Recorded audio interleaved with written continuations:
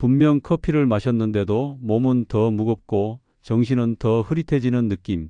하루를 버티기 위해 마신 커피가 어느 순간부터는 나를 더 지치게 만들고 있죠. 어떤 사람에게 커피는 에너지가 아니라 경고 신호가 될 수 있다는 사실입니다. 이 이야기를 끝까지 들으신다면 여러분은 적어도 내 몸이 지금 어떤 상태에 있는지는 분명히 알게 되실 겁니다. 수많은 연구 자료와 생활 데이터들을 분석하며 왜 중년 이후에 같은 습관이 전혀 다른 결과를 만드는지 연구했습니다. 그 과정에서 반복해서 발견된 공통점 하나가 바로 커피였습니다. 젊을 때는 문제 없던 커피가 50대 이후부터는 전혀 다른 얼굴로 나타나는 경우가 많았습니다. 특히 하루 3잔 이상을 수년간 마신 분들일수록 피로, 불면, 속 불편함, 눈 떨림, 이유 없는 두통.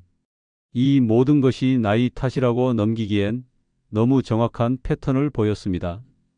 커피의 중심 성분은 카페인입니다.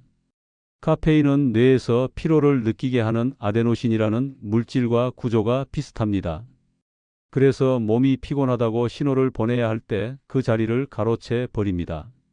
문제는 피로가 사라진 것이 아니라 가려졌다는 점입니다. 몸 안에는 피로 물질이 그대로 쌓여 있는데 뇌만 속은 상태로 각성하게 됩니다. 이 상태가 반복되면 몸은 더 강한 각성을 원하게 되고 커피 양은 자연스럽게 늘어납니다. 연구에 따르면 50대 이후에는 카페인을 분해하는 시간이 젊을 때보다 평균 2배 가까이 길어집니다. 즉, 오전에 마신 커피의 카페인이 저녁까지도 몸 안에 남아 있을 수 있다는 뜻입니다. 그리고 커피에 잘 알려지지 않은 성분들을 하나씩 살펴보겠습니다. 첫 번째는 클로로겐산입니다. 이 성분은 항산화 물질로 알려져 있지만 동시에 위산 분비를 자극하는 작용도 합니다. 공복에 커피를 마셨을 때 속이 쓰린 이유가 여기에 있습니다. 특히 위 점막이 얇아진 중장년층에게는 이 자극이 하루 이틀이 아니라 수년간 누적됩니다. 경남에 사는 67살 남성은 아침 공복 커피를 15년 넘게 유지했습니다. 속쓰림을 대수롭지 않게 넘겼지만 어느 순간부터는 밤마다 역류 증상이 시작됐습니다. 커피를 식후 1시간 이후로만 마시도록 바꾼 뒤 석 주 만에 증상이 눈에 띄게 줄었습니다. 두 번째는 디터펜이라는 성분입니다. 이 성분은 커피의 향과 풍미를 만드는 역할을 하지만 연구에 따르면 혈중 콜레스테롤 수치에 영향을 줄 수 있습니다. 특히 종이 필터를 거치지 않은 커피에서 함량이 더 높게 나타납니다.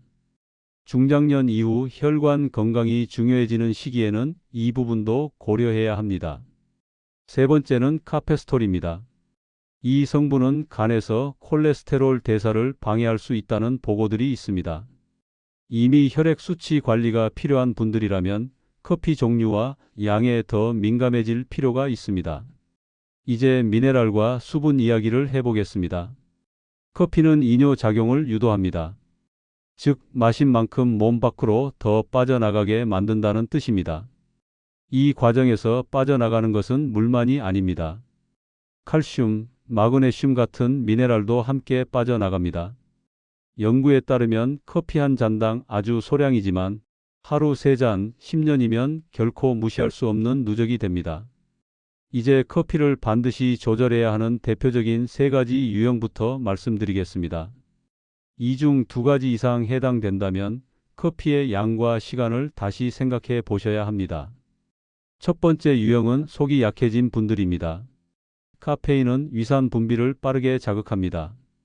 특히 아침 공복에 들어오는 커피는 위를 깨우는 것이 아니라 위를 놀라게 합니다. 처음에는 단순한 쓰림으로 시작합니다. 하지만 이 상태가 수년간 반복되면 위 점막은 점점 얇아지고 민감해집니다. 60대 이후에 역류 증상이 늘어나는 이유도 여기에 있습니다. 두 번째 유형은 눈 건강에 부담이 있는 분들입니다. 카페인은 안압에 영향을 줄 수 있다는 보고들이 반복해서 나오고 있습니다. 특히 가족력이나 초기 소견이 있는 경우 과도한 각성은 눈에도 부담이 됩니다. 세 번째 유형은 뼈가 약해진 분들입니다. 카페인은 칼슘 흡수를 방해하고 소변으로 배출되는 미네랄 양을 늘립니다. 연구에 따르면 커피 한 잔마다 소량이지만 칼슘 손실이 반복됩니다. 이제 커피가 몸에서 보내는 신호들을 살펴보겠습니다. 첫 번째는 이유 없는 피로입니다. 잠을 자도 개운하지 않고 낮에는 계속 멍한 상태. 카페인은 피로를 없애는 것이 아니라 피로 신호를 잠시 가릴 뿐입니다. 몸속 피로 물질이 쌓인 상태에서 계속 커피로 덮으면 반동은 더 크게 옵니다. 두 번째는 두통입니다. 카페인을 규칙적으로 섭취하다가 줄이거나 늘릴 때 혈관 반응이 민감해집니다. 이로 인해 지끈거리는 두통이 반복된다면 이미 몸이 적응을 넘어서고 있다는 뜻입니다. 세 번째는 근육 떨림과 야간 다리 쥐입니다.